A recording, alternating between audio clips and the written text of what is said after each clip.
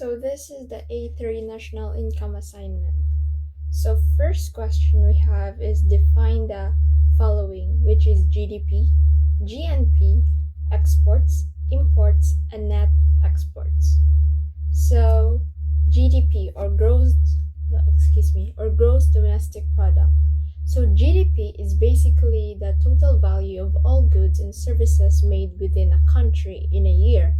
So if everything produced inside the Philippines, like food, cars, and gadget, is added up, then that's our GDP. GNP or gross national product. So like GNP is almost like GDP. However, it focuses on what Filipinos produce, even if they are working abroad. So if a Filipino earns money in another country, that still counts for our GNP. Next we have exports. So exports are the things we sell to other country. For example, when the Philippines sells bananas or coconut or oil to Japan or to the US, that's part of our exports. So like things that the Philippines have made that we ship to another country. So next we have imports. So imports are the opposite. They're the things we buy from other countries. Like when we buy oil from Saudi Arabia or gadgets from China, those are imports. So basically exports is anything that is from Philippines that we ship abroad, while imports is anything from abroad that we ship to the Philippines. Next we have net exports. So net exports means exports minus imports. It shows if a country sells more than it buys. So for example, if we sell more, then that's a positive number. But if we buy more, then that's negative. So for example, if we export 100 million worth of goods and import 70 million of goods, then our net exports would be 30 million. Next, we have the difference between GDP and GNP. As I recalled earlier, GDP is about what's made inside the country, no matter who makes it, while GNP is about what's made by Filipinos, no matter where they are. For example, if a Japanese company builds cars in the Philippines, then that's part of our GDP because it's made here. But if a Filipino nurse works in Canada, her income is part of the Philippines GNP because she's Filipinos. So GDP is basically where it's produced, while GNP is who produced it.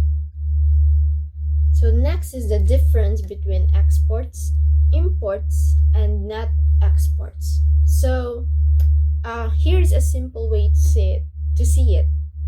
Exports are what we sell to other countries. So basically money that comes in, while imports are what we buy from other countries, meaning that money goes out. Net export is just the difference between the two. So for example, if the Philippines sells a 100 million worth of bananas, but only buys 80 million worth of oil, then our net exports would be 20 million. So since atong export is if i-minus nimang 180, we have 20 million. So basically, that's a positive number. So if imports are higher than exports, then we end up with a trade deficit, meaning we spend more than what we earn. Next, we have methods of computing GDP and formulas. So there are three main ways to compute GDP. We have expenditure approach, income approach, and production or value added approach. So basically, expenditure approach is GDP is equals to consumption plus investment plus government spending plus open parenthesis net export minus imports, then close parenthesis. So that's the formula for the expenditure approach. The income approach is the formula of this is GDP is equals to wages plus rent plus interest and plus profit. While the production or value added approach is GDP is equals to gross value added plus taxes on products minus subsidies. This one adds up all the value added by each business in each stage of production. Next, we have examples for each category in the expenditure approach. So, for example, consumption. This means the spending of households, right? Example, buying foods, clothes, necessities in a household. Did I mention food? And then gadgets or cell phones. Then investment. This is spending by businesses by growth.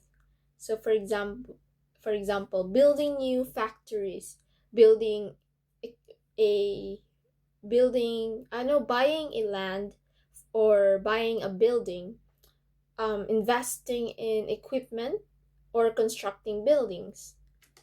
Next, we have government spending. So this is the spending by the government. So there are three types of government spending. We have capital spending, current spending, and transfer payments. Capital spending is a long-term investment. For example, road constructions, building schools. Next, we have current spending, daily operations and maintenance. For example, road repairs, government employee salaries. Next, we have transfer payments. This is money given without expecting anything in return. For example, scholarships, pensions, or financial aid. We have next and lastly, we have net exports.